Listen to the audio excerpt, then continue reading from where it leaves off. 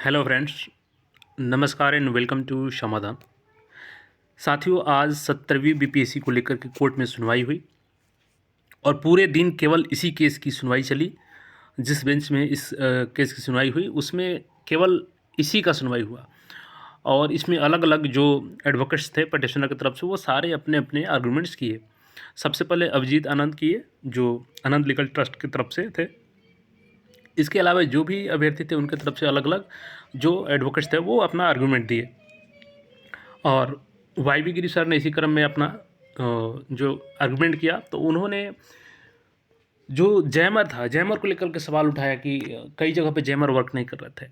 और इसमें जो सबसे स्ट्रॉन्ग आर्गूमेंट्स हुआ वो है अभिनव श्रीवास्तव सर का। तो इन्होंने जो आर्गूमेंट्स किया वो सबसे पहले तो बोले कि ये पूरी तरीके से आयोग की फेलियरिटी है, सारा का सारा जिम्मा आयोग का है। और इस पर सीजेआई ने रिप्लाई भी दिया, उन्होंने कहा भी एक्टिंग चीफ जस्टिस जो थे कि बिल्कुल नो डाउट, कोई इस पर डाउट ही नहीं है, ये सारा का सारा गलती बीपीएससी का है।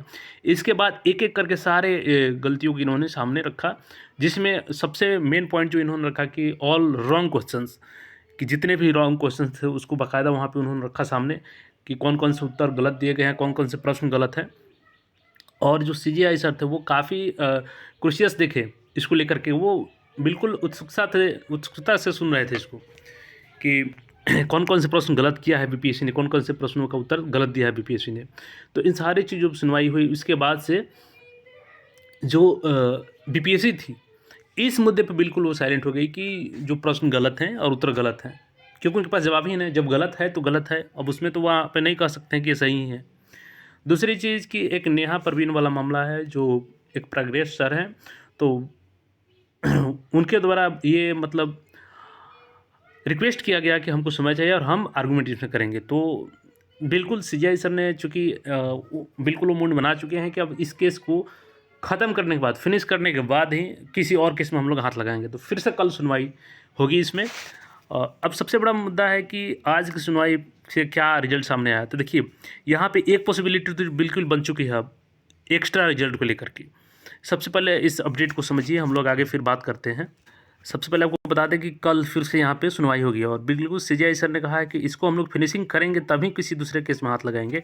यानी इसकी हियरिंग कल भी कंप्लीट होगी और कल जो भी निर्णय आएगा, तो कल सारा चीज़ों को देखने के बाद, क्योंकि जो दिन भर आज आर्गूमेंट चला, चाहे वो बीपीएससी की तरफ से चाहे पटिशनर की तरफ से, तो उन सारे मुद्दों को दोनों जज सर ने काफ़ी गंभीरता से लिया और काफ़ी आपस में उसको डिस्कस भी कर रहे थे। बट जब यहाँ पे नेहा परवीन वाला मामला आया तो प्रग्रेस सर ने रिक्वेस्ट किया कि हमको थोड़ा सा समय दीजिए कल के लिए, क्योंकि कोर्ट भी तो ओवर हो रहा था तो उनको समय चाहिए आर्गूमेंट के लिए। तो कल के लिए फिर से इसको रख लिया गया है कि कल भी आर्गूमेंट पूरी चलेगी और जब तक फिनिशिंग नहीं होता ये केस तब तक किसी दूसरे केस की हियरिंग भी नहीं चलेगी।